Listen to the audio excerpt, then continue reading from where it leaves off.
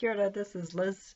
Welcome to my Bible study, Dave's Place. If you have not already watched my intro video, please go watch it now. Otherwise, grab your Bible and we will dig on in.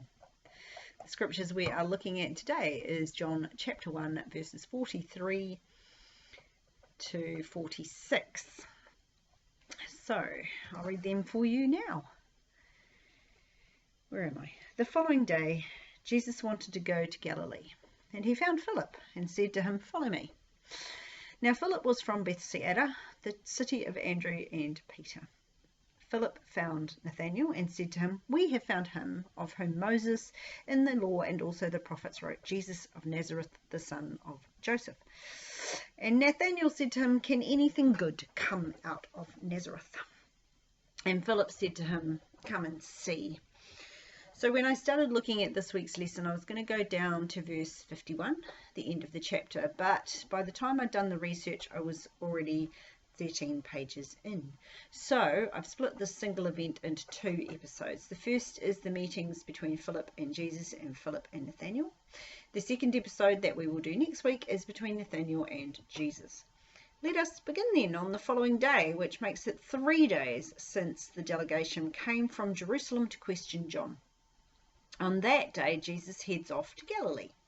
He was around Bethabara, where John was baptizing, when the meeting between him and the 2 disciples took place. Now he's headed up country toward Nazareth, which is on the way to Cana, where the wedding in chapter 2 takes place. But he didn't just go there. We are told he desired to go there. That means he was willing, intended, and designed to go there. The Greek word thelio is commonly used of the Lord extending his best offer to the believer. Hiding in here then is the desire of Jesus to go along this road, and we can speculate that that desire was inspired by the believer along that road, Philip. Last week we had Andrew going to find his brother. This week it is Jesus who does the finding, which is not unheard of. Jesus does a lot of finding people during his ministry years. Even crosses the Sea of Galilee to find one demoniac. Often when people become Christians, they will say they have found God, which is crazy really. God's not the one who's lost. Realistically, it is God who finds us. It is God who seeks for Adam and Eve in the garden, God who seeks out Noah, God who goes to where Abraham is, God who finds Moses on the backside of the desert. It is God who initiates the relationship, not us. Our place is to either accept or reject the invitation. Jesus finds Philip. Philip isn't really mentioned in the other Gospels apart from in the lists, but John covers a couple of other moments in his life. Let's take a quick look at them. So from John 6, verses 5 to 8, we have this. John 6, 5 to 8. Then Jesus lifted up his eyes and seeing a great multitude coming toward him, he said to Philip, "Where shall we buy bread that these may eat?" But this he said to test him, for he himself knew what he would do. And Philip answered him, 200 denarii worth of bread is not sufficient for them, and that every one of them may have a little. That is the feeding of the 5,000. And then in John 12, verses 20 to 22, we have this. Now there were certain Greeks among those who came up to worship at the feast. Then they came to Philip, who was from Bethsaida of Galilee, and asked him, saying, "Sir, we wish to see Jesus." Philip came and told Andrew, and in turn Andrew and Philip told Jesus. And then again in John 14, 7 to 9, we get this. "If you had known me, you would have known my Father also, and from now on you know him and have seen him." Philip said to him, "Lord, show us the Father, and it is sufficient for us." And Jesus said to him, "Have I been with you so long, and yet you have not known me, Philip? He who has seen me has seen the Father. So how can you say, 'Show us the Father'?" So as you can see, Andrew and Philip are linked on 2 of those occasions. And there is most likely a good reason for that, which we will come to shortly. First, what do these few snippets tell us about Philip? Not much really, though there are some things for you to consider. Philip is a Greek name, so his Jewish parents wanted a Greek name for their child. That should indicate something about Philip's upbringing, possibly. A possible turning away from the Jewish culture of Philip's family, or at the very least it shows a willingness to be part of the Greek culture, which might explain why the Greek contingent addressed Philip first. This is all guesswork. Of course, we don't know this to be true. What we do know of Philip is actually very scant, but we do know that Jesus finds him and gives him a very simple instruction: follow me. It's the same instruction he will give Levi, or Matthew as he's more commonly called, and the rich young ruler. It means to accompany or attend as well as to follow. It's not merely a literal instruction to go along with someone, but is also, in this case at least, about stepping into the footsteps of the other, to do and be as the other is. Imagine you're in the army and your troop comes to a minefield. You have an expert in mine detection with you. You would want to step exactly where he steps, wouldn't you? That's the image we should have in our heads when we think about following Jesus. It is literally about taking the next step and placing it where he wants us to place it. For all of the men Jesus called to follow him, it meant a complete change of life and circumstance. The fishermen left their nets and boats and followed. The tax collector left his booth and followed. They didn't know what they were doing or where they were going. They left safety and security, lives that were ordered and safe, to set out on a journey with someone they hardly knew. Which, at the very least, tells us that Jesus had something. It wasn't obvious, it wasn't a big personality, but it was magnetic and it pulled people in nevertheless. Well, what about Philip? John doesn't tell you that Philip follows Jesus literally at that point, though he clearly does at some point, because he's in the group of 12 by the time Jesus picks them. What John does give us is some background information. And Philip was from Bethsaida, or Bethsaida, for those of us who don't speak ancient Greek.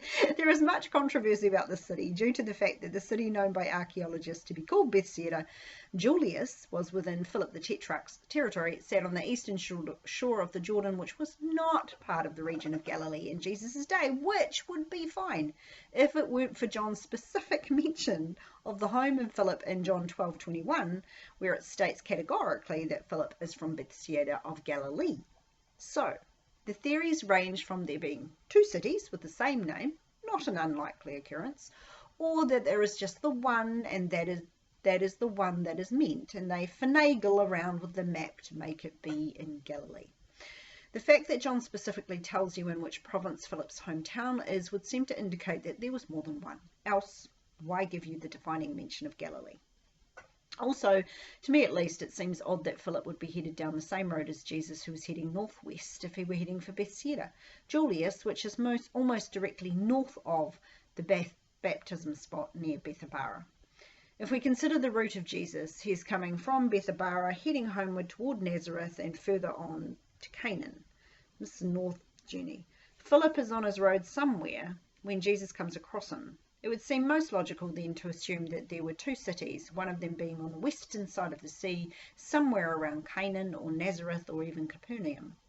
The name Bethsaida means house of fish, which isn't the best of names and doesn't help us much except to place both cities near the water, but it does explain why the fishermen come from there, perhaps. Which is a lovely segue into the fact that John adds, coincidentally not, is also the town Andrew and Simon hail from. Most likely this refers to them having grown up there, because at the time of Jesus' ministry, Peter had a house at Capernaum. It would seem then that John adds this explanatory side note, which none of the other Gospels talk about, in order to show the connections between the first 6 members of Jesus' group, which goes a long way to explaining why Philip reacts to Jesus the way he does. It seems a bit random for Jesus to just rock up on some dude walking along the road and say, "Hey, follow me," and for that guy to immediately head off and look for a friend and tell him all about it. It looks like Philip had some background information about Jesus, which would be explained by his relationship to Andrew. Andrew was quick to speak to his brother about Jesus, and I'm sure that he also shared that news with his other relations and friends, Philip being one of them. If we allow for the 4 fishermen to be at the very least acquaintances with Philip, this first bunch of 6 gathering around Jesus makes perfect sense. So how does Philip respond to the follow me command of Jesus? He goes off and finds Nathaniel. Lots of finding happening in here, isn't there? Andrew finds Peter, Jesus finds Philip, Philip finds Nathaniel. To be found is to learn or discover something, especially after searching. I don't know how much seeking Jesus did to find Philip. Probably not much, given that he's God. But there would have been a certain amount of seeking involved in the other two finds, i.e. Peter, Andrew finding Peter, and Philip finding Nathaniel. Seek, and ye shall find, we are told. Knock, and keep knocking. The things of God aren't generally on the easiest shelf or the front of the cupboard. You have to dig in a little, move things around, seek. The kids I teach are always moaning that understanding the Bible is hard. They wonder why it's like that. And my answer invariably is to make you dig, to make you think. It's deliberate. If God's principles were easy to understand, everyone would know them and they would be so much more guilty of sin than they already are. Jesus himself explained it like this. So this is Matthew 13, 10 to 13. If I can find it. And the disciples came to him and said, why do you speak to them in parables? Yeah, good question. He answered and said to them, because it has been given to you to know the mysteries of the kingdom of heaven, but to them it has not been given. For whoever has, to him much more will be given, and he will have abundance. But whoever does not have, even that will be taken away from him. Therefore, I speak to them in parables, because seeing they do not see, and hearing they do not hear, nor do they understand. It's brilliant, isn't it? Which makes it all clear as mud, doesn't it? Basically, Jesus is telling them that some people will get it and some will not. Those that do not are those that aren't really interested anyway. It's a way of sifting the wheat and the chaff.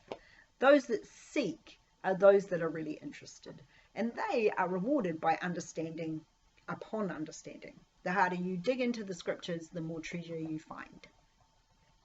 So Philip goes off and finds Nathaniel, obviously a close friend, else why would Philip bother looking for him? Now Nathaniel is described by John in chapter 21:2 as being of Canaan in Galilee.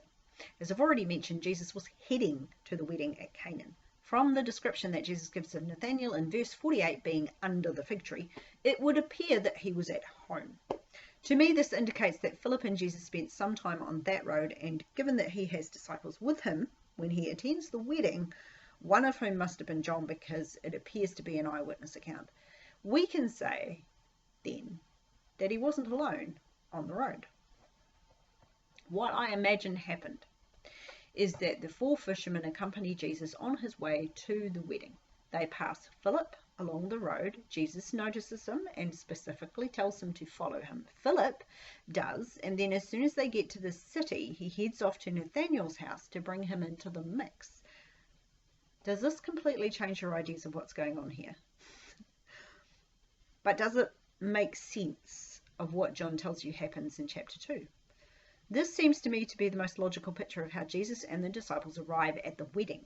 How does that sit with you? So Philip finds Nathaniel, which is another Greek name. It's the equivalent to the Hebrew name Theodorus, meaning God's gift. There is some debate about whether or not Nathaniel was in fact one of the 12, as the other Gospels do not mention a Nathaniel, linking Philip instead with a man named Bartholomew. However, most of the scholars are happy to equate the two as one and the same, and their reasoning is twofold. One is the lack of Bartholomew's name in John's Gospel, and the lack of Nathaniel in the others, and the second is that the name Bartholomew isn't an actual name. It's what's called a patronymic. That is a name that comes from the name of a father or an ancestor. So, for instance, Smithson or Johnson or MacDonald. Basically, then, it's a surname.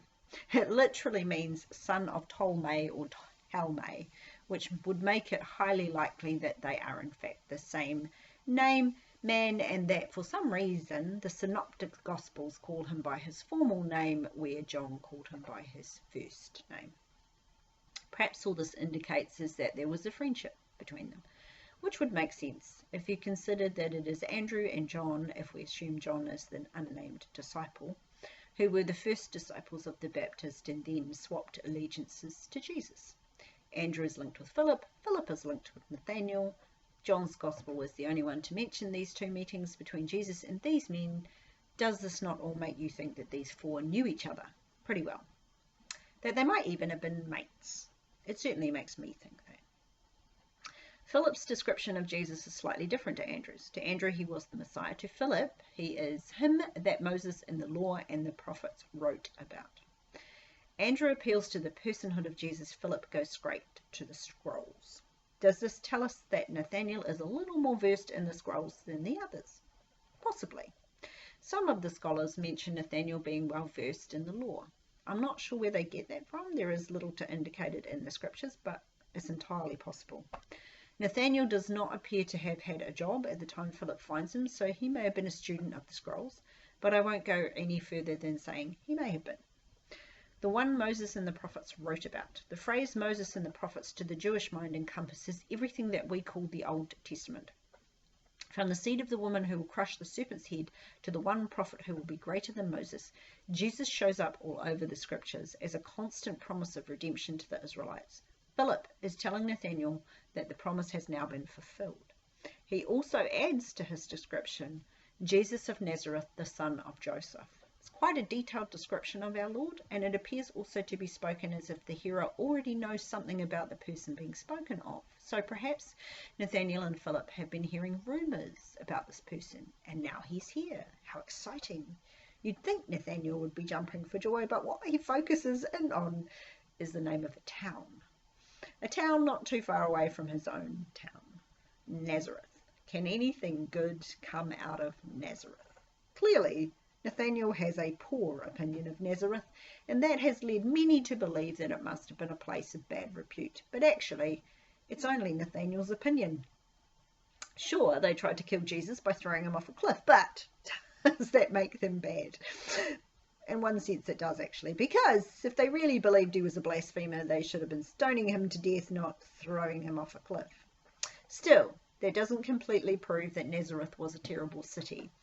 Joseph clearly thought it was an all right place to bring up his foster son. Jesus lived there for most of his life, and he didn't seem to mind, so perhaps we should let Nazareth off the hook a little. There are a couple of possible reasons for Nate's opinion. One, Nazareth did have a bad reputation. Two, Nathaniel is jealous that the Messiah could hail from a neighbouring town that he didn't like much. 3, Nazareth was a small place, a blip on the map, and it was surprising to Nate that anything much could happen there. Could be any of those, really, couldn't it? Because the one thing the Bible is painfully short on is telling us how something is said. Did he say it with derision or wonder? Could be either. It makes quite a difference to our understanding. The word can is dunami. It means to be able or have the power to do something. Nate is asking, is Nazareth able, does it have the power to produce anything good? Good in nature, intrinsically good. Good whether it's apparent or not. Goodness that is empowered by God. So perhaps godly would be a better translation there.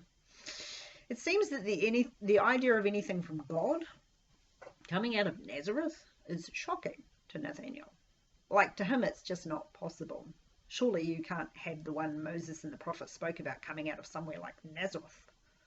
Whether because it was a terrible place or because it was just so unimportant. And he's not on his own with this opinion. The Pharisees appear to be under the same impression. At some point in the future, they will send officers to arrest Jesus around halfway through his ministry. And the officers return without him, and the Pharisees are disgusted by their lack of fortitude. Nicodemus tries to argue with them, but he is shut down with this particular statement. Search and look, for no prophet has arisen out of Galilee. That is John 7:45-52, if you want to check it out. It would seem then that Nazareth wasn't ever going to be spewing out prophets as far as the religious folk were concerned. It's easy to judge that kind of thinking, but the truth is we're probably the same in some ways. Imagine, for instance, if a major revival happened in, say, Gore. Would we not have the same kind of thinking? We'd be like, Gore? Why Gore? Surely there are better places, larger, more important places for God to do amazing things. Which is pretty much Nathaniel's attitude, isn't it? Actually, Nazareth is a starting point for the Son of God, as a stable in Bethlehem. Neither of these places were important or large, but that's God for you, isn't it? Delighting in using the weak and foolish things of the world.